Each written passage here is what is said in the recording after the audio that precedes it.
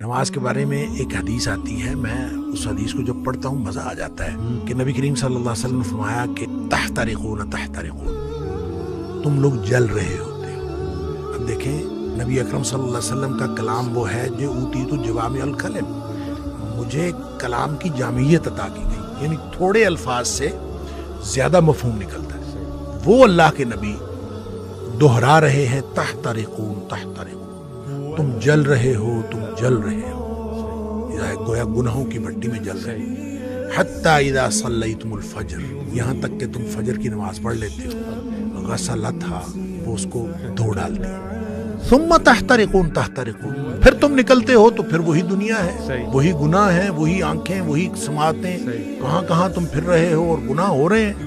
شکر ہے آگے ظہر کی نماز کا وقت آ جاتا ہے۔ حتی اذا صلیتم الظہر غسلتھا، تم ظہر کی نماز پڑھتے ہو اس کو دھو ڈالتے ہیں۔ یہاں اسی طرح نبی پاک صلی اللہ علیہ وسلم نے پانچوں نمازوں کا ذکر کیا۔ ثم تحترقون تحترقون، پھر تم گناہوں کی بھٹی میں جل رہے ہوتے ہو، آگے نماز آ جاتی ہے، غسلتھا، اس کو دھو ڈالتے ہیں۔ لیکن جب عشاء کی نماز کی بات کی نا تو آپ نے فرمایا کہ حتی اذا صلیتم العشاء غسلتھا، وہ اس کو دھو ڈالتی ہے۔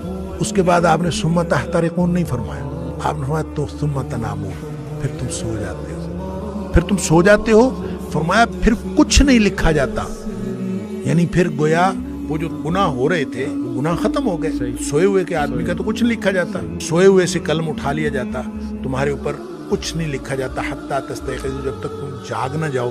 اچھا، اس کا مطلب یہ ہے کہ جو نہیں سویا عشاء کے بعد تو وہ تو تحترقون تحترقون ہو جائے گا۔ تو یہاں سے ایک بات، ایک مسئلہ نکلتا ہے کہ ہم جو عشاء کی نماز پڑھ کے جاگتے رہتے ہیں اور 11-12 بجے تک جاگتے رہتے ہیں تو ہم گناہوں کو سمیٹتے رہتے ہیں اور غسلتھا کیے بغیر سو جاتے ہیں، اتنا بڑا رسک لیتے ہیں۔